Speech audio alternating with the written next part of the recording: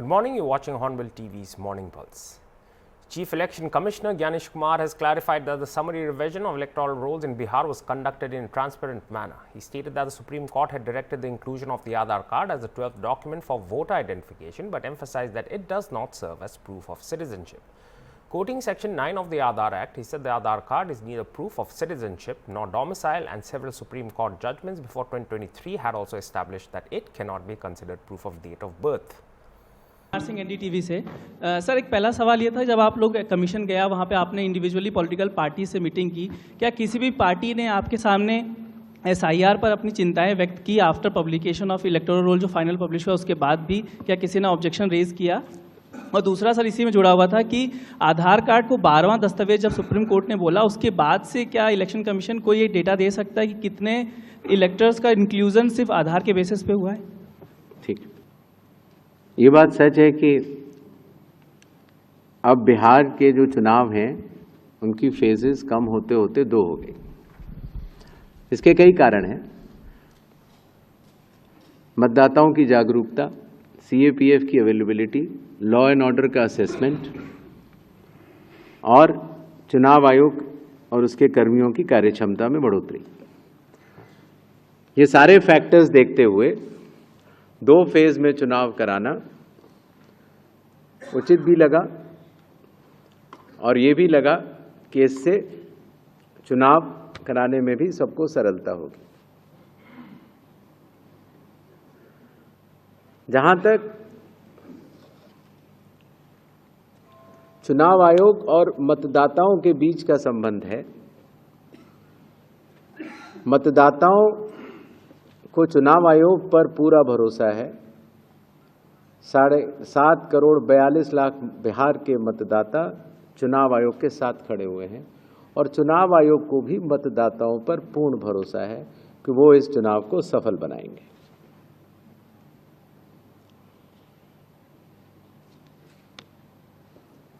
SIR की प्रक्रिया बहुत ही पारदर्शी तरीके से शुरू हुई और पारदर्शी तरीके से समाप्त भी हुई।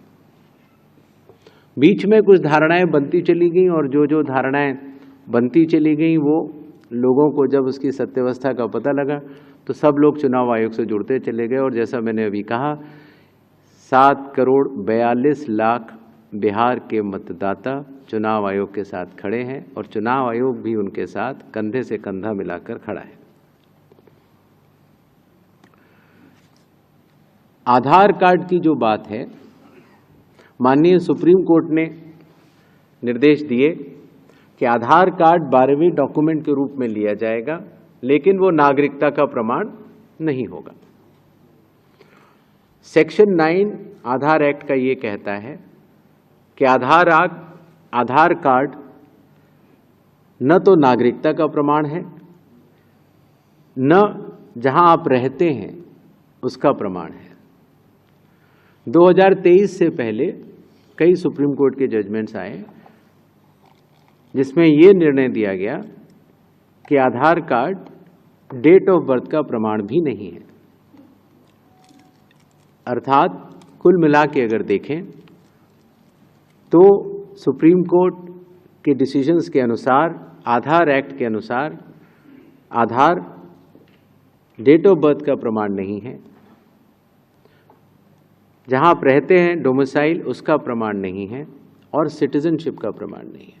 आधार आपकी पहचान का प्रमाण है। जहां तक आर्टिकल 326 की बात है, संविधान का आर्टिकल 326 ये कहता है कि आपकी आयु 18 वर्ष से अधिक होनी चाहिए, आप भारत के नागरिक होने चाहिए और आप उस पोलिंग स्टेशन के आसपास रहने वाले होने चाहिए। तो इन तीनों शर्तों की जो पात्रता है जो संविधान में लिखी है वो आधार कार्ड से पूर्ण नहीं हो पाती। आधार कार्ड पहचान का प्रमाण पत्र रह जाता है, जो कि बहुत ज़रूरी चीज़ है। तो सुप्रीम कोर्ट के आदेशों के अनुपालन में चुनाव आयोग ने आदेश भी जारी किए और उसका पूर्णतः पालन भी हो रहा है।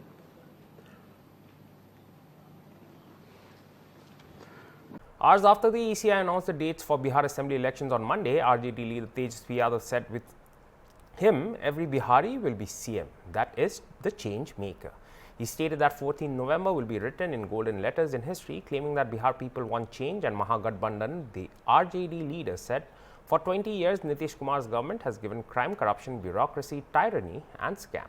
He also stated that Nitish Kumar has lost his senses. Bihar के लिए देखिए, बिहार के लोग जो है इंतज़ार कर रहे हैं और ये जो तारीख जो है ये बिहार के लोग भविष्य में अगर इतिहास पढ़ेंगे पन्नों में तो ये सुनहरे अक्षरों से लिखा जाएगा। जो तारीख जो 14 नवंबर का जो तारीख होगा, यानी बिहार के लोग बदलाव चाहते हैं। बिहार के लोग जो हैं इस बार महागठबंधन की सरकार चाहते हैं। जो 20 साल से इन लोगों ने अपराध, भ्रष्टाचार, अफसरशाही, तानाशाही, घोटालेबाजी, जिस हिसाब से इन लोगों ने बिहार की सरकार ने जो दिया है, बिहार के लोग जो है त्रस्त हो चुके हैं, परेशान हो चुके हैं और मुख्यमंत्री अचेत अवस्था में। अब बिहार को मुख्यमंत्री गिड़गिड़ाने वाला नहीं चाहिए, जो शेर की तरह दहराए, उस वैसा जो है सीएम जो है बिहार के लोगों को चाहिए, जो बिहार के अधिकार, हक और बिहार के लोगों के साथ इंसाफ कर सके। ऐसा मुख्यमंत्री बिहार को चाहिए और इस बार सब लोग चाह रहे हैं कि महागठबंधन की सरकार बने और महागठबंधन की सरकार बनेगी और हम सब मिल करके बिहार के साथ लोगों के साथ सरकार बनाएंगे। और जब तेजस्वी मुख्यमंत्री बनेगा तो कोई बिहार में ऐसा घर नहीं होगा जहां बेरोजगार हमारे भाई बहनें रहेंगे। तेजस्वी आएगा तो हर एक के हाथ नौकरी और रोजगार दिलाने का काम करेगा और आने वाला जो बदलाव होगा, बिहार बेरोजगारी को जड़ से ख़त्म करने का काम होगा। ये उत्सव जो है अब आज से शुरू हो गया है और ये 14 नवंबर के रिजल्ट में ये आएगा और बिहार के लोग इस बार तेजस्वी के साथ हर एक बिहारी सीएम होगा। सीएम यानी चेंज मेकर बनेगा। ये हम सब लोग मिलकर के एक सुनहरा, बेहतर, विकसित बिहार बनाने का काम करेंगे। एक अंतिम सभा कैसे नीतीश जी आज एक के बाद एक कई योजनाओं को अगर देखा जाए एक सप्ताह से उद्घाटन कर देखिए, वो करने दीजिए उनको, वो अचेत अवस्था में है। उनकी हरकतों और उनके चीज़ों को हम लोगों ने देखा है। अब वो बिहार चलाने के योग्य नहीं रहेंगे। जो तेजस्वी ने कहा वही ये निकम्मी सरकार जो है, नकलची सरकार जो है, वही चीज़ कर दी है। अपना कोई विजन इन लोगों ने नहीं बताया।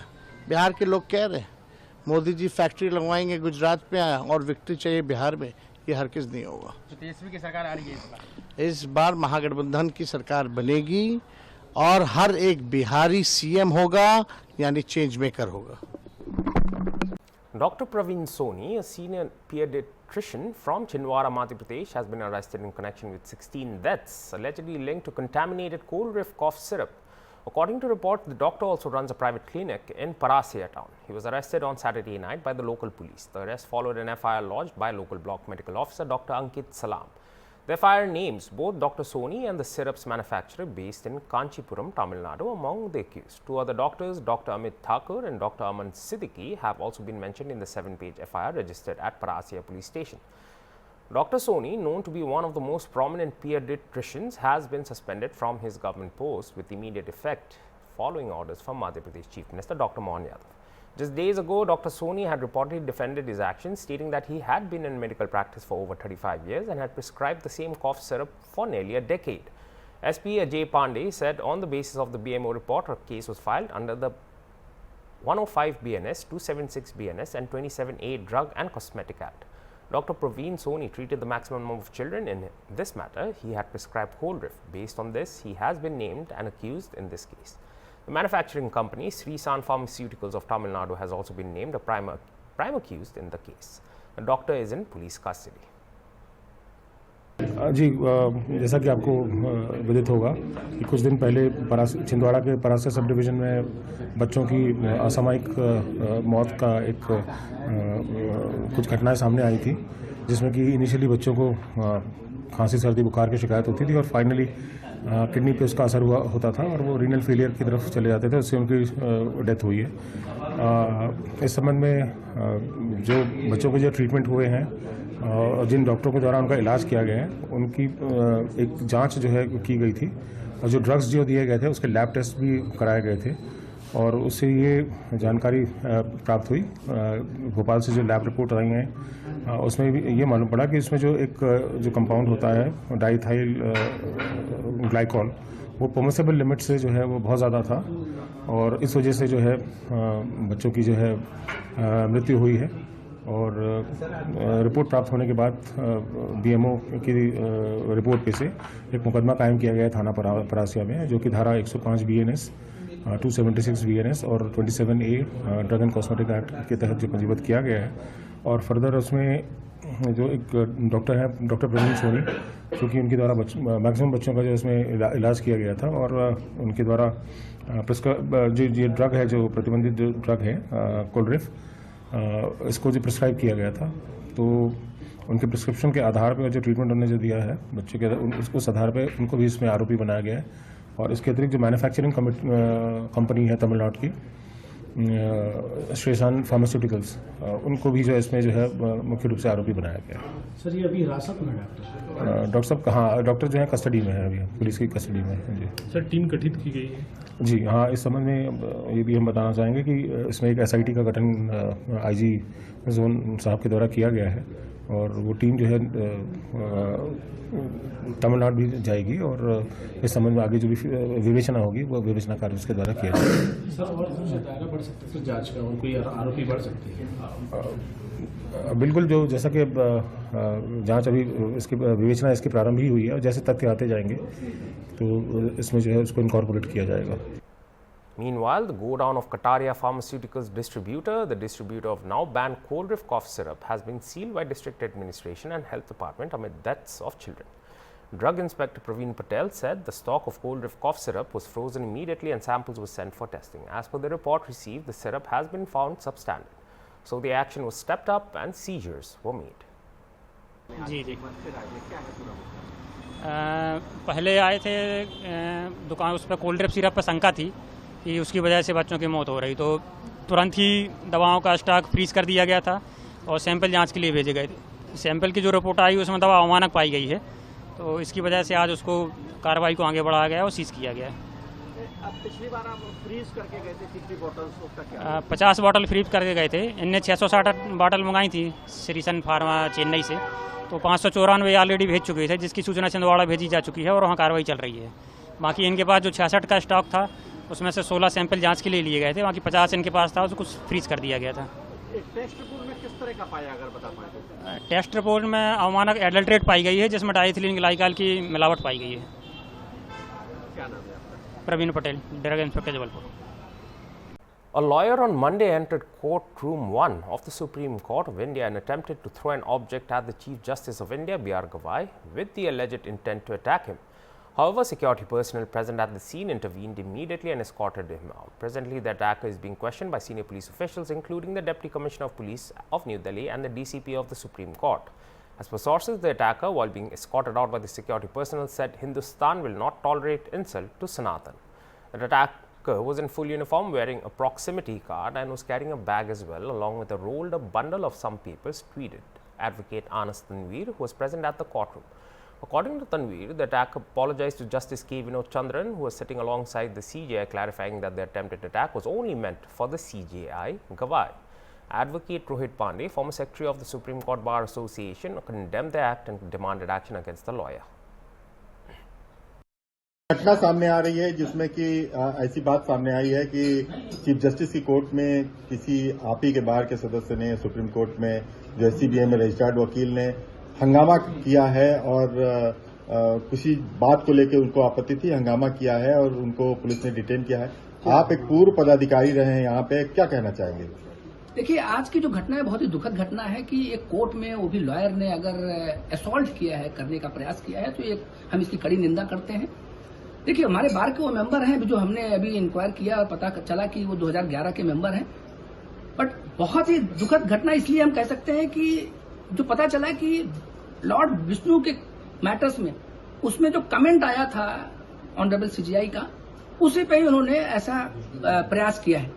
तो ये बहुत ही दुखद घटना है, हम इसकी कड़ी निंदा करते हैं और अगर ये घटना सच है तो एक्शन होना चाहिए। Mention may be made, CJI Gawai had during the hearing of the Lord Vishnu idol matter remarked that the petitioners seeking directions to restore the idol should go and seek the remedy by praying to Lord Vishnu, as the court declined to entertain the same. While refusing to hear the case, the top court opined that it's a dispute over a temple which is a protected monument under the Archaeological Survey of India, suggesting that the ASI is the better authority to intervene in this regard. As this remark sparked reactions on social media, CJI Gawai clarified that he respects all religions. Meanwhile, BJP MP and chairman of the Bar Council of India, Manan Kumar Mishra, said it was extremely sad and shameful. This incident has brought shame to all lawyers in the country. The CJI is also a Sanatani. He also visits temples, stating that action will be taken against this. He said either he should be arrested or his bar license should be cancelled. Meanwhile, Bar Council of India suspended advocate Rakesh Kishore from practice in courts with immediate effect. बहुत ही दुखद, बहुत ही शर्मनाक, इससे कोई शर्मनाक घटना नहीं हो सकती है और ये कुकृत्य जो है ये पूरे देश के वकीलों को शर्मिंदा करने वाला है।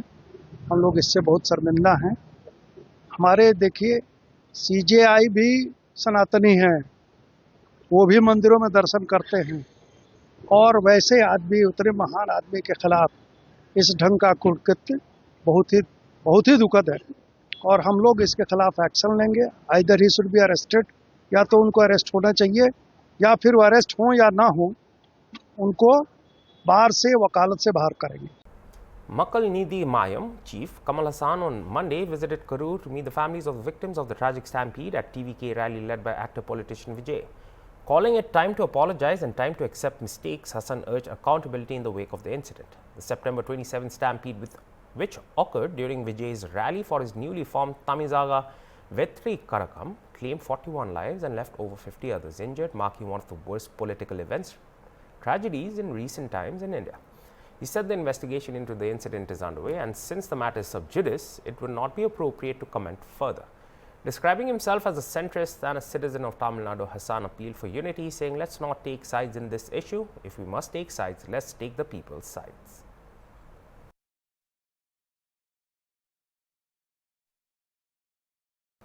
Following the Election Commission's announcement that Bihar will go to polls in two phases on November 6th and 11th, Bihar BJP chief Dilip Jaiswal expressed confidence that the people will once again give a decisive mandate to the NDA. He said the results on November 14th will pave the way for the NDA to form the government, adding that voters will turn out in large numbers to strengthen democracy and endorse the development carried out under the NDA regime. फैसला लिया है और दो चरण में, पहला चरण 6 नवंबर को और दूसरा चरण 11 नवंबर को होगा और 14 नवंबर को फिर बिहार की जनता एनडीए गठबंधन की सरकार बनाने का निर्णय देगी। हमें पूरा विश्वास है कि इस बार भी जनता लोकतंत्र को मजबूत करने के लिए एनडीए के विकास की राजनीति को आगे बढ़ाने का और भारी संख्या में मतदान करने का काम करेगी। बिहार की जनता विकास को प्राथमिकता देगी और एनडीए की सरकार ने जिस तरह से पूरे बिहार के अंदर विकास का जाल बिछाया है, पूरे बिहार के अंदर इंफ्रास्ट्रक्चर बढ़ाने का काम किया है, बिहार की जनता एनडीए को भारी बहुमत से सरकार बनाने के लिए तैयार है। एनडीए गठबंधन इस चुनाव के लिए पूरे तरह से तैयार है और हम एकजुट हैं। हमारी चट्टानी एकता और बार बार एनडीए का जो हम लोगों ने सम्मेलन किया है, इस पर यह विश्वास और भी प्रचंड रूप से मतदाता के बीच गया है। एनडीए ने बिहार को जंगल राज के अंधकार से निकालकर विकास की नई रोशनी के बीच लाने का काम किया है। सड़क, बिजली, शिक्षा, स्वास्थ्य और उद्योग सहित हर क्षेत्र में हमने नए मानक स्थापित किए हैं। माननीय प्रधानमंत्री श्री नरेंद्र मोदी जी और माननीय मुख्यमंत्री श्री नीतीश कुमार जी के नेतृत्व में एनडीए गठबंधन प्रचंड बहुमत से 14 नवंबर को यह चुनाव जीतने का काम करेगी। और इसके साथ साथ बिहार के युवा, महिलाएं, किसान, गरीब, मजदूर, दलित, वंचित, पिछड़े और अति पिछड़े सभी वर्ग इस बार एनडीए के साथ चट्टान के तरह खड़ा है। इस बार की जीत एनडीए की केवल जीत ही नहीं होगी, बल्कि अब तक की सबसे बड़ी ऐतिहासिक जीत होगी और जो आने वाले वर्षों में बिहार के स्वर्णिम भविष्य की गारंटी देता है। इस बार बिहार नरेंद्र मोदी जी के गारंटी पर और नीतीश कुमार जी के विकास पर अपना मतदान करेगी और 14 नवंबर को परिणाम ही घोषित नहीं होंगे, बल्कि बिहार की जनता फिर से एनडीए का भारी बहुमत से सरकार बनाने का ऐतिहासिक फैसला करेगी। BJP National Spokesperson Syed Shahnawaz Hussain welcomed the Election Commission's announcement of the Bihar Assembly polls, calling it a long-awaited moment for the state. Expressing confidence ahead of the polls, Hussain said that the NDA will receive support from all communities and added that November 14th will be remembered in history as the day Bihar voted for development. देखिए, जिस घड़ी का इंतजार था वो चुनाव आयोग ने घोषणा कर दी है। एनडीए ने अच्छा काम बिहार के अंदर किया है। नीतीश कुमार के नेतृत्व में बिहार तरक्की के रास्ते पर आगे बढ़ा है। नरेंद्र मोदी जी का आशीर्वाद है। 11 साल में उन्होंने 14 लाख करोड़ रुपए बिहार को दिए हैं। 13 ग्रीनफील्ड एक्सप्रेसवे दिया है। बिहार के अंदर मेट्रो आया है। बिहार के अंदर क्रिकेट का स्टेडियम इंटरनेशनल बन गया। कई एयरपोर्ट आए हैं। कई पुल, पुलिया, रोड, बिजली, पानी, सड़क, इंफ्रास्ट्रक्चर, इंडस्ट्री में काम हुआ है। किसानों की आमदनी बढ़ी है। इथेनॉल का प्लांट जो 17 बिहार में लगा, उसके वजह से किसानों का जो मक्का है वो 800 रुपये से 2400 रुपये हो गया है। महिलाओं के अकाउंट में पैसा गया है। सबका साथ, सबका विकास, सबके विश्वास के रास्ते पर बिहार आगे बढ़ा है। सब समाज का वोट इस बार एनडीए को मिलेगा। हम विकास के मुद्दे पर जाएंगे और इस बार जीत का परचम अपार बहुमत से लहराएंगे। 14 नवंबर को ये इतिहास में लिखा जाएगा कि बिहार में डेवलपमेंट के नाम पर वोट दिया, जातीय समीकरण बनाने वालों को करारा जवाब दिया। बिहार ने तरक्की के नाम पर वोट दिया। ये लिखा जाएगा कि बिहार नरेंद्र मोदी और नीतीश कुमार के विकास पर वोट देने वाला राज्य बना। और बिहार में क्योंकि डबल इंजन की सरकार है, अच्छा काम कर रही है, तो 14 नवंबर को आएगा एनडीए, छाएगा एनडीए, जीतेगा एनडीए, सरकार बनाएगा NDA. Rao Narendra Singh has been appointed as the new president of Congress in Haryana. He will be taking oath to take the responsibility soon. Congress MP Randeep Singh Surjewala said Singh is a hardworking, capable and brave leader. Meanwhile, Singh said it is the voice of the people to strengthen the party right from the district level. धन्यवाद करता हूं कि हरियाणा की जनता की आवाज थी, संगठन को बनाया जाए। पहले जिला अध्यक्ष बनाए, फिर उसके बाद विधायक दल और प्रदेश अध्यक्ष का चयन किया। मैं हरियाणा की जनता की तरफ से अपने शीर्ष नेतृत्व का आभार प्रकट करता हूं।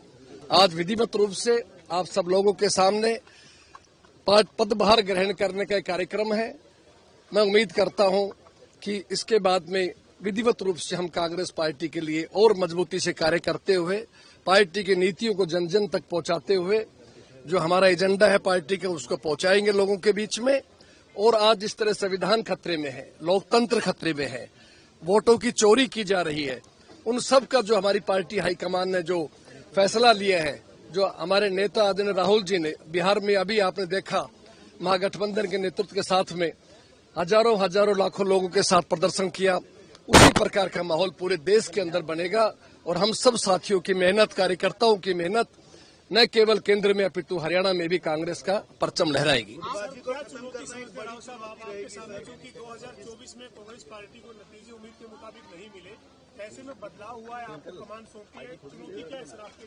देखिए, कोई चुनौती नहीं है।